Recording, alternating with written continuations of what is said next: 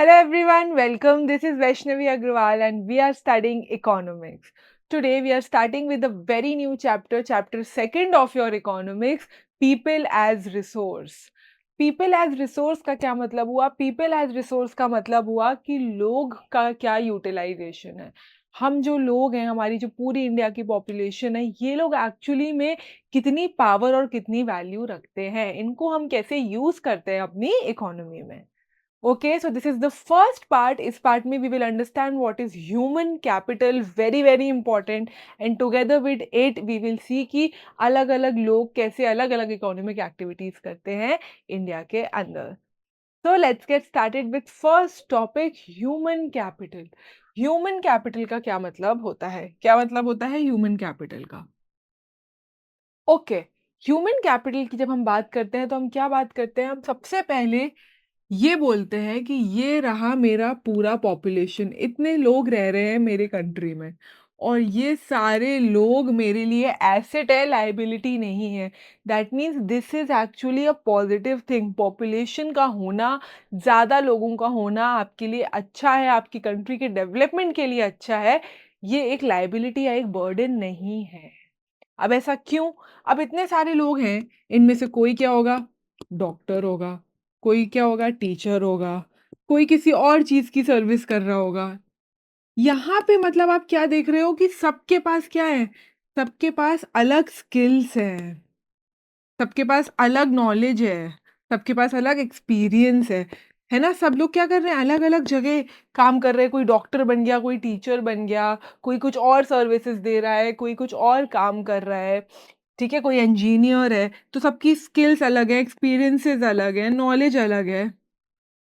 अगर ये सारी चीज़ें हर इंसान के पास हैं, इतनी सारी चीज़ें, सारी स्किल्स, नॉलेज, ये ही है जो अपनी कंट्री की क्या करती है? इनकम बढ़ाती है। अपनी कंट्री की नेशनल इनकम कौन फ़ॉर्म करती है? इन्हीं स्किल्स और नॉलेज से फ़ॉर्म होती है। इसी स्किल्स, नॉलेज को ही हम क्या बोलते हैं? इसी स्किल्स, लोगों की स्किल्स को, लोगों की नॉलेज को हम बोलते हैं ह्यूमन कैपिटल, लोगों का पैसा। यही है लोगों की सबसे बड़ी वैल्यू, ह्यूमन कैपिटल। ये ही होता है कि जो भी हमारे इंसान हैं, जो भी हम लोग हैं, हम जो भी काम कर रहे हैं, हमारी जितनी भी स्किल्स हैं, नॉलेज है, जिससे अपनी नेशनल इनकम इंक्रीज़ हो रही है, उसको हम क्या बोलते हैं? उस इनकम को हम बोलते हैं ह्यूमन कैपिटल। अब आप मेरे को ये बताओ, अपन को पता चल गया कि ह्यूमन कैपिटल क्या होता है। ये बनता कैसे होगा? अगर हमारी हेल्थ अच्छी है, अगर हमारे कंट्री में एजुकेशन लोगों को बहुत अच्छी मिल रही है, वो लोग हर चीज़ में उनको ट्रेनिंग मिल रही है सर्विस होने की, तो इन सारी चीज़ों से क्या होगा? इन सारी चीज़ों से वो लोग अपना काम सीखेंगे। वो जैसे ही काम सीखेंगे, वो उसको यूज़ करने लगेंगे और क्या होगा? कंट्री की नेशनल इनकम इंक्रीज़ हो जाएगी। कंट्री की जो टोटल इनकम है, टोटल डेवलपमेंट है, वो क्या हो जाएगा? इंक्रीज़ हो जाएगा। किसकी वजह से हुआ? ज़्यादा पॉपुलेशन की स्किल्स की वजह से हुआ। इस पूरी प्रोसेस को हम क्या बोलते हैं? Human capital formation. क्या बोलते हैं? ह्यूमन कैपिटल कैसे बनता है? Very clear. क्या-क्या देखा हमने? First, what is people as a resource? It means population is an asset. ये एक कीवर्ड है। क्या? पॉपुलेशन इज एन एसेट मतलब ये हमेशा एक पॉजिटिव है, ये एक अच्छी चीज है कंट्री को होल्ड करने को for the economy rather than a liability. ये कोई बर्डन नहीं है इकोनॉमी पे। अगर आपके पास बहुत अच्छी पॉपुलेशन है, आप उनको अच्छे स्किल्स और आप ह्यूमन कैपिटल करके क्या कर सकते हो? अपनी नेशनल इनकम अच्छी कर सकते हो। ह्यूमन कैपिटल क्या होता है? It refers to the skills and knowledge of the population. हमारे लोगों के पास क्या स्किल्स हैं, क्या नॉलेज है। अब देखो, यहाँ पे ये डॉक्टर है, यहाँ पे ये टीचर है, वो वहाँ पे टेलर है, क्या कर रही है? अपना काम कर रही है। तो यहाँ पे सब अपने अपने अलग स्किल्स यूज कर रहे हैं, तो इसको हम क्या बोलते हैं? Human capital.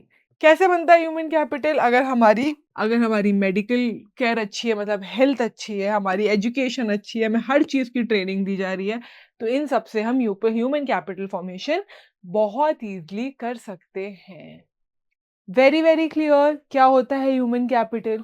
ओके, अब यहाँ फॉर्मेशन कैसे दिया है? When existing human resources become more educated and healthy. जैसे ही हमारी हेल्थ अच्छी होती है, हमारी एजुकेशन अच्छी हो जाती है, it is termed as human capital formation. हमें अलग अलग ट्रेनिंग मिलके हम अपने अंदर स्किल्स डेवलप कर लेते हैं। अब आप मुझे एक चीज बताओ, आप पढ़ रहे हो, आपको नॉलेज मिल रही है, आप कल जाके उस नॉलेज को क्या करोगे? You will use it somewhere. Right? और आप जैसे ही उसको कहीं यूज़ करोगे, आपको उसके रिटर्न में पैसे मिलेंगे। ऐसे ही आपकी कंट्री की इकोनॉमी और आपकी इकोनॉमी क्या होती है? वर्क करती है। अगर आप नहीं पढ़ो, आप कुछ नहीं सीखो, आप हमेशा अनस्किल्ड रहो, आपको किसी चीज़ का एक्सपीरियंस और नॉलेज ना मिले, तो it will be very difficult for you कि आप पैसे अब अर्न कर पाओ। तो इन सारी चीज़ों के लिए, ह्यूमन कैपिटल फॉर्मेशन के लिए क्या इम्पोर्टेंट होता है? हेल्थ, एजुकेशन और ट्रेनिंग बहुत इम्पोर्टेंट होती है। आपकी हेल्थ एंड एजुकेशन हमेशा क्या होनी चाहिए? प्रायोरिटी होनी चाहिए। Similar to physical capital, it increases countries productivity. इससे ऑफ कोर्स कंट्री की, जो लोग कंट्री के लिए काम कर रहे हैं, जो एक्चुअली पैसे कमा रहे हैं, जो लोग इकोनॉमी एक्चुअली चला रहे हैं, अगर उनकी प्रोडक्टिविटी बढ़ रही है, हेल्थ उनकी अच्छी है, उनका माइंड अच्छा है, उन्होंने पढ़ा है सब कुछ, तो कंट्री की प्रोडक्टिविटी बाय डिफॉल्ट क्या होगी? बढ़ेगी। अब आपको यहाँ कुछ एग्जाम्पल्स बताए हैं बड़े-बड़े जो ह्यूमन कैपिटल से हुए हैं। First is green revolution. Green revolution 1961 में आया था। 1961 में आया, इसने क्या किया? इसने 2 बहुत इम्पोर्टेंट चीज़ें की। अभी लास्ट चैप्टर में ही हमने देखा है, पालमपुर के चैप्टर में पूरा ग्रीन रेवोल्यूशन। क्या किया था? 1961 में आया ग्रीन रेवोल्यूशन, इसने 2 चीज़ें क्या की? पहले हम काऊ डंग यूज़ करते थे मैन्योर की तरह। इसकी जगह अब हम क्या यूज़ करने लगे? फर्टिलाइज़र्स यूज़ करने लगे और पेस्टिसाइड्स यूज़ करने लगे। तो इससे क्या हुआ? इससे हमारी टोटल जो वो थी प्रोडक्टिविटी, वो बढ़ गई। दूसरी बहुत इम्पोर्टेंट चीज़ क्या हुई थी कि हम जो ट्रेडिशनल सीड्स यूज़ करते थे, हम जो नॉर्मल सीड्स यूज़ करते थे, ऑर्गेनिक सीड्स किस चीज़ के लिए? ग्रोथ के लिए, उसको हमने किससे चेंज कर दिया? हाई यील्डिंग वैरायटी सीड्स, मतलब HYV सीड्स से कर दिया, जिसका प्रोडक्शन जस्ट डबल था अपनी पुरानी सीड्स के। इनके साथ-साथ हम मॉडर्न फार्मिंग ले आए। मॉडर्न फार्मिंग मतलब क्या होता है? हमने अपनी इरिगेशन अच्छी कर ली। क्यों? क्योंकि HYV सीड्स को पानी ज़्यादा चाहिए होता था। हमने मशीनरी यूज़ की। क्यों? क्योंकि अब हम फर्टिलाइज़र पे और पेस्टिसाइड डाल रहे हैं, तो हमें मशीनरी की नीड हो गई। सेम हमने क्या किया? अलग-अलग वाटर के तरीके निकाले, कैनल्स यूज़ करने लगे, डैम्स यूज़ करने लगे। ये सारी चीज़ें किसके थ्रू हुई? ह्यूमन स्किल के थ्रू हुई। ये सब कैसे डेवलपमेंट होता अगर कोई इंसान खड़े होके ये सब नहीं करता? ये किसी के माइंड में आया, ये किसी का क्या है? नॉलेज है। किसी ने अपना नॉलेज अप्लाई किया और 1961 में सबसे बड़ा एग्रीकल्चर रेवोल्यूशन आया, ग्रीन रेवोल्यूशन। सिमिलरली अभी सबसे ज़्यादा इम्पोर्टेंट क्या है? IT revolution. जब स्टार्ट हुआ तो किसी ने अपनी एक्सपीरियंस को यूज़ करके क्या किया? सिर्फ़ एक कंप्यूटर बनाया। बहुत बड़ा रूम के बराबर कंप्यूटर बना दिया। अपनी स्किल्स को, अपने नॉलेज को, एक्सपीरियंस को यूज़ करके। सब इंसानों ने ही किया ना, सबसे बड़ा रिसोर्स कौन हो गया? हम हो गए, ह्यूमन हो गए। फिर क्या हुआ? उस कंप्यूटर को इतना छोटा करते गए, इतना छोटा करते गए कि अब हमारे पास मोबाइल भी आ गया है, हमारे पास पैड्स, आईपैड्स भी आ गए, हमारे पास एयरपॉड्स भी आ गए। सारी छोटी-छोटी चीज़ों में वही आ गया है। आईटी आज कहाँ से कहाँ पहुँच गया। हमारा सोशल मीडिया देखो, हमारे पास इतना सारा सोशल मीडिया है, हम सबसे मेल से कनेक्टेड हो सकते हैं, किसी से किसी भी साइट पे कनेक्ट हो सकते हैं। सब कुछ कितना इंक्रीज़ हो गया है, आईटी कितना ज़्यादा बढ़ गया है, एआई आ गया है। ये सारी चीज़ें किसके थ्रू हुई है? ह्यूमन के माइंड के थ्रू हुई है, ह्यूमन के स्किल्स के थ्रू हुई है, उनके नॉलेज के थ्रू हुई है। तो ये सारा कैपिटल फॉर्मेशन के बहुत बड़े रीज़न्स क्या है? सारी कैपिटल फॉर्मेशन ह्यूमन कैपिटल से ही होती है। Very clear. अब आपकी बुक में एक एग्जाम्पल दिया है इसी चीज़ को समझाने के लिए, बहुत अच्छा था, 2 लोगों का, एक सकल और एक विलास। अब यहाँ पे आप पिक्चर देखो, आपको समझ आएगा। ये है, इसने क्या किया? इसने एजुकेशन पूरी की अपनी, ठीक है? इसने अपनी हेल्थ का ध्यान रखा। इसके पेरेंट्स जो थे वो क्या थे? एजुकेटेड थे, तो उन्होंने बोला मैं अपने बेटे को पढ़ाऊँगा, उसके हेल्थ का ध्यान रखूँगा, और वो बाहर जाके क्या करने लगा? आईटी सेक्टर में जॉब करने लगा। तो क्या कर रहा है? ये बहुत ज़्यादा पैसे कमा रहा है। समझ आ गया? ऑन द अदर हैंड ये क्या था? इसकी जो फैमिली थी उसने क्या किया? वो अनएजुकेटेड फैमिली थी। तो अनएजुकेटेड फैमिली ने क्या किया? इसको पढ़ाने नहीं दिया। अब इसने कुछ नहीं पढ़ा, ना ही इसने अपनी हेल्थ का ध्यान रखा। इसको एट द एंड ये क्या हो गया? क्योंकि अगर अनस्किल्ड था, मतलब इसने किसी चीज़ की स्किल ही नहीं ली, तो अनस्किल्ड हो गया। अब इसके पास कोई स्किल नहीं है, तो पैसे कैसे कमाएगा? तो क्या कर रहा है? बस नॉर्मल सामान बेचकर अनस्किल्ड काम करके पैसे कमा रहा है। यही डिफरेंस है कैपिटल फॉर्मेशन का। शकल जो है उसकी एजुकेशन और हेल्थ जो है वो अच्छी है, तो उसने क्या किया? एक कंप्यूटर प्रोग्रामिंग की जॉब ले ली। ऑन द अदर हैंड विलास जो है फेस्ड हेल्थ चैलेंजेस, उसको हेल्थ चैलेंजेस हुए और उसकी इनकम क्या रही? कम रही। क्यों? क्योंकि वो एक अनस्किल्ड वर्कर था। तो बेसिकली जो एजुकेटेड पेरेंट्स होते हैं वो क्या करते हैं, वो अपने बच्चों की एजुकेशन में पैसा लगाते हैं, हेल्थ में पैसा लगाते हैं और बेसिकली ज़्यादा पैसा कमाने लगते हैं। कैसे होता है ऐसा? ये रही मेरे एजुकेटेड पेरेंट्स, इन्होंने बोला कि मैं अपने बच्चों को पढ़ाऊँगा, एजुकेशन दी। जैसे ही उनको एजुकेशन मिली, उन लोगों ने क्या किया? अर्न करना शुरू कर दिया। क्यों? क्योंकि वो स्किल्ड हैं। ये होते हैं स्किल्ड ह्यूमन कैपिटल, ये होते हैं वो लोग जो ह्यूमन कैपिटल एक्चुअली फ़ॉर्म करते हैं। ऑन द अदर हैंड होते हैं वो पेरेंट्स जैसे कि उन लोगों ने एक साइकिल बना ली है। कैसी साइकिल बनाई है? उन्होंने बोला है कि हमारी इनकम क्या है? कम है।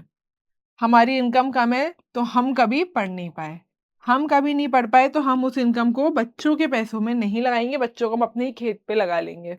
और उससे क्या होगा? वो हमेशा अनस्किल्ड ही रहेंगे और वही काम करेंगे, जो पहले कर रहे थे। ये एक सर्किल चलता रहेगा, पॉवर्टी सर्किल, इसमें कोई चेंज नहीं आएगा। वो लोग हमेशा क्या करेंगे? कम पैसा ही कमाएँगे। कभी उनके पास ज़्यादा पैसा आ सकता है क्या? नहीं आ सकता है। वेरी क्लियर क्या किया मैंने? ठीक है। इन्वेस्टमेंट इन ह्यूमन रिसोर्स, दो education and medical care can give high rates of return. अगर आप इन्वेस्ट कर रहे हो वहाँ पैसा, जैसे आपने शकल के केस में देखा, तो उसका रिटर्न कितना अच्छा है। बट अगर आप इन्वेस्ट नहीं कर रहे हो, जो आपने विलास के केस में देखा, तो क्या हुआ? उनकी इन्वेस्टमेंट अच्छी नहीं हुई। The investment on people is same as the investment in land and capital. आप कहीं पे भी पैसे लगाओ, लोगों पे पैसे लगाना भी उतना ही इम्पोर्टेंट है। उनका ग्रोथ और उनकी डेवलपमेंट सबसे मैंडेटरी है, क्योंकि बाकी हर चीज़ कौन रूल करता है? एज़ ह्यूमन्स हम रूल करते हैं। तो हमारी एजुकेशन, हमारी हेल्थ, हमारा यूटिलाइज़ होना, हमारे अंदर वो डिपेंडेंसी होना कि येस, तो वो चीज़ बहुत ज़्यादा इम्पोर्टेंट है। आपको आपकी वैल्यू क्रिएट करना, आपको आपके लिए क्या करना है? वैल्यूएबल बनना है कि मैं पैसा कमा सकता हूँ, मैं इतना एजुकेटेड बनूँ कि मैं अपने नेशनल इनकम के लिए कुछ अच्छा करूँ। वो वैल्यू एक ह्यूमन को अपने अंदर ढूँढना ही होती है, उनकी ह्यूमन कैपिटल, उनकी नॉलेज, उनके एक्सपीरियंस ही होते हैं ह्यूमन कैपिटल। इसका एक बहुत बड़ा एग्ज़ाम्पल है कि ह्यूमन कैपिटल जो होता है वो हमेशा फिजिकल कैपिटल से ज़्यादा होता है। फिजिकल कैपिटल मतलब लैंड, मनी, कोई भी चीज़। क्यों? क्योंकि अगर मेरा ही दिमाग नहीं चलेगा, तो मैं उस लैंड को या उस मनी को या उस मशीन को कभी अच्छे से यूज़ नहीं कर पाऊँगा। अगर मुझे लैंड, पैसा, हर चीज़ को प्रॉपर्ली यूटिलाइज़ करना है, तो मुझे अपना दिमाग चलाना बहुत ज़रूरी है। वरना इतने सारे बिज़नेस हैं, सारे बिज़नेस चलते हैं क्या? नहीं। बहुत सारे बिज़नेस फ्लॉप हो जाते हैं। क्यों? क्योंकि ये स्किल जो होती है, ह्यूमन स्किल, ये सबसे ज़्यादा इम्पोर्टेंट होती है। कोई भी बिज़नेस कौन रन करेगा? बिज़नेसमैन का जो बॉस होगा वो रन करेगा। वो ही इंसान रन करेगा। अगर वो गलत डिसीज़न्स लेगा, if he takes wrong decisions, तो क्या होगा? उसका जो काम होगा वो खराब हो जाएगा। As simple as that. ठीक है? तो human capital is superior to other capitals, मतलब लैंड और फिजिकल कैपिटल से हमेशा ज़्यादा होता है। क्यों? Because they can make use of land and capital, क्योंकि बेसिकली जो नॉन लिविंग थिंग्स को यूज़ करना है, वो करना तो हमें ही है। वो करना तो हमें ही है।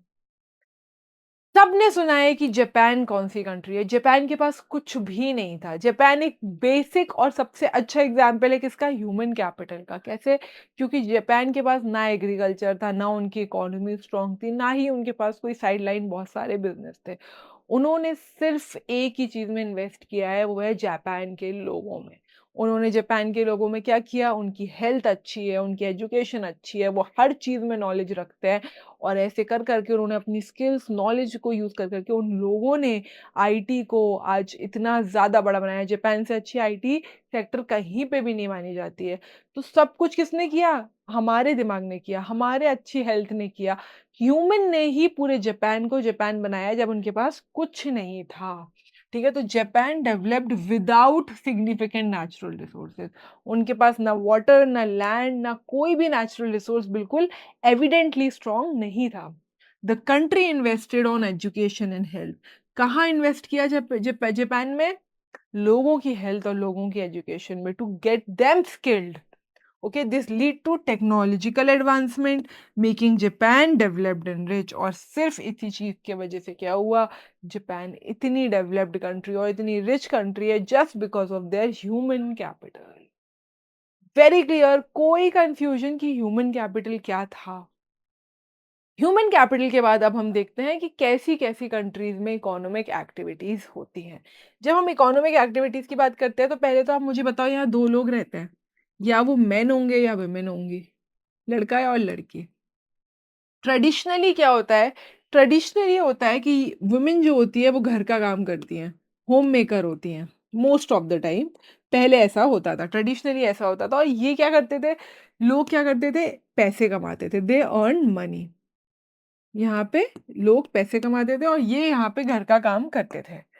इसका क्या मतलब हुआ, जो लोग पैसे कमा रहे हैं, ये कौन सी एक्टिविटी हो गई, इकोनॉमिक एक्टिविटी कर रहे हैं। क्यों? क्योंकि ये इकोनॉमी से रिलेटेड है। पैसे कमा रहे हैं तो क्या कर रहे हैं, इकोनॉमी को मूव कर रहे हैं। तो ट्रेडिशनली मैन, जो लोग पैसे कमाते हैं वो इकोनॉमिक एक्टिविटीज करते हैं, और जो लोग घर संभाल रहे हैं या घर के काम कर रहे हैं वो कौन सी, क्योंकि उसमें पैसे नहीं इन्वॉल्व हैं सिर्फ इसलिए वो नॉन इकोनॉमिक एक्टिविटीज होती हैं। तो बेसिकली 2 टाइप की एक्टिविटीज़ होती हैं, इकोनॉमिक भी होती है जिसमें पैसा इन्वॉल्व्ड होता है, और नॉन इकोनॉमिक भी होती है जिसमें मनी इन्वॉल्व नहीं होता। ट्रेडिशनली ऐसा होता था कि लड़के इकोनॉमिक काम करते थे, लड़कियाँ अनइकोनॉमिक। अब ऐसा कुछ नहीं होता है। सब लोग बराबर का काम करते हैं। Although there are issues, we will get to that कि वुमेन को काम करने में क्या इश्यूज़ हैं। बट उसके पहले हम देखेंगे 3 important sectors. Economic activities are those activities that add value to your national income. किसके से थ्रू होता है वो? प्राइमरी सेक्टर पे लोग काम करते हैं, सेकेंडरी सेक्टर में और टर्शियरी सेक्टर में। क्या होते हैं ये सेक्टर? प्राइमरी सेक्टर में जो लोग काम करते हैं उसका मतलब हुआ जो लोग एग्रीकल्चर में इन्वॉल्व्ड हैं। इंडिया का सबसे बड़ा काम एग्रीकल्चर होता है। पूरी वो पॉपुलेशन, मेन हो विमेन हो, ये सारी जो एक्टिविटीज एग्रीकल्चर से रिलेटेड है, फार्मिंग से रिलेटेड है, वो किस में आती है? वो आती है हमारे प्राइमरी सेक्टर में। यहीं पे हमारी एनिमल हस्बेंड्री भी आती है, एनिमल्स का सारा काम करना। सो ये सारी चीज़ें क्या होती हैं, हमारी प्राइमरी सेक्टर होती है। ये सब इकोनॉमिक एक्टिविटीज़ हैं। नॉन इकोनॉमिक एक्टिविटी सिर्फ घर की एक्टिविटीज़ होती हैं। तो anything related to farming, agriculture, land and natural resources, and anything related to animal husbandry, plantation, वो सब किस में आता है? हमारे फर्स्ट और प्राइमरी सेक्टर में आता है। अब एग्रीकल्चर के बाद दूसरी इंपॉर्टेंट चीज जो है वो होती है अपनी secondary sector, that is your industrial sector. इसको हम क्या बोलते हैं? Industrial sector. यहाँ पे मैन्युफैक्चरिंग, किसी भी चीज की, कोई भी चीज बनता है उसकी मैन्युफैक्चरिंग, किसी भी चीज का प्रोडक्शन, ये सारी चीज़ें, इंडस्ट्रियल चीज़ें किसमें आती है? हमारे सेकंड और बहुत इंपॉर्टेंट पॉइंट, सेकेंडरी सेक्टर में आती हैं। Last is your tertiary sector, जिसको हम सर्विस सेक्टर बोलते हैं। इसमें हर तरीके की सर्विस आती है। If you are a teacher, if you are a doctor, आप लॉजिस्टिक्स करते हो, ट्रांसपोर्टेशन करते हो, कम्युनिकेशन करते हो, किसी भी टाइप की सर्विस किसमें आती है? All types of service comes under tertiary sector. Her type की सेक्टर में आती है। तो इन 3 तरीके से क्या होता है, इकोनॉमिक एक्टिविटीज़ काम करती है। प्राइमरी सेक्टर क्या होता है? Includes farming, forestry, animal husbandry, anything related to agriculture. Very clear? ये होता है अपना फर्स्ट सेक्टर। सेकंड होता है अपना इंडस्ट्रियल सेक्टर, जिसमें क्या आता है? मैन्युफैक्चरिंग। हर एक चीज़ की मैन्युफैक्चरिंग, हर एक चीज़ का प्रोडक्शन, सब कुछ किसके अंदर आता है? इसके अंदर। Last is your tertiary sector, जहाँ सर्विसेज आती हैं। क्या आती हैं? सर्विसेज आती हैं, हर टाइप की services. Tourism services, health services, trade services, transport, education, communication, any kind of service comes under tertiary sector. अब हमने देखा था कि 2 एक्टिविटीज़ हो गई यहाँ पे, मार्केट एक्टिविटीज़ और नॉन मार्केट एक्टिविटीज़। जो तरीके हमने पढ़े वो सारे मार्केट एक्टिविटीज़ के थे। क्यों? क्योंकि मार्केट एक्टिविटीज़ वो होती है जहाँ पे आपको पैसा मिल रहा हो। जहाँ पे आपको पैसा मिल रहा हो, या आपको कोई पेमेंट मिल रहा हो, या आपको प्रॉफ़िट मिल रहा हो। अगर आप जॉब कर रहे हो तो आपको नौकरी के पैसे मिलेंगे, और आपका खुद का बिज़नेस है तो आपको उस बिज़नेस से प्रॉफ़िट मिलेंगे। ये है। नॉन इकोनॉमिक सेक्टर वो होता है जो कि सेल्फ कंज़म्पशन के लिए होता है। जिसका मीन्स कुकिंग एट होम, घर पे खाना बनाना। ट्रेडिशनली क्या होता था, हमें पता है ट्रेडिशनली यही होता था कि हमेशा विमेन होम मेकर्स होते थे और सारी इकोनॉमिक एक्टिविटीज़ मेन करते थे। मतलब एग्रीकल्चर सेक्टर, प्राइमरी सेक्टर, जिसको हम बोलते हैं इंडस्ट्रियल सेक्टर या सेकेंडरी सेक्टर, और सर्विस सेक्टर या टर्शरी सेक्टर, हर जगह कौन काम करता था? मेन। विमेन नहीं काम करती थी। इसके बहुत सारे रीज़न्स हैं और इसके जो मेन रीज़न्स हैं वो हम पढ़ेंगे। सबसे पहले जितनी भी विमेन हैं, उनके पास लिमिटेड एजुकेशन है और लो स्किल्स है। क्यों? क्योंकि हमेशा से ये माइंडसेट रहा है कि लड़कों को पढ़ाया जाए, उनकी स्किल्स डेवलप की जाए बिकॉज़ उनको इकोनॉमिक एक्टिविटीज़ करनी है। इस एक लिमिटेशन की वजह से जो हमारी विमेन रही हैं पहले उनके साथ क्या हुआ है, उनको एक लिमिटेड एजुकेशन दे दी, जितनी कंपल्सरी गवर्नमेंट एजुकेशन है सिर्फ़ उतनी दे दी। तो वो कभी स्किल्ड नहीं हुए, उनका माइंडसेट हमेशा क्या किया कि आपकी तो शादी हो जाएगी और आप फिर चले जाओगे। तो इन चीज़ों की वजह से उनके पास स्किल्स लो हैं। अब स्किल्स लो हैं, तो जॉब मिलना डिफ़िकल्ट है। जॉब मिलेगी तो पैसे मिलना डिफ़िकल्ट है और इनके अलावा क्या पार्शियलिटी होती है ये कि उनको हमेशा मेन से कम पैसा दिया जाता है। क्यों दिया जाता है? क्यों? क्योंकि उनकी स्किल्स कम है, उनको लिमिटेड स्किल्स दी गई हैं। इसलिए। Then many women work in jobs without job security. बहुत सारे लोगों को जॉब सिक्योरिटी नहीं मिलती है। इसका मेजर रीज़न पॉपुलेशन भी है, अनएम्प्लॉयमेंट भी है, स्किल्स प्रॉब्लम भी है।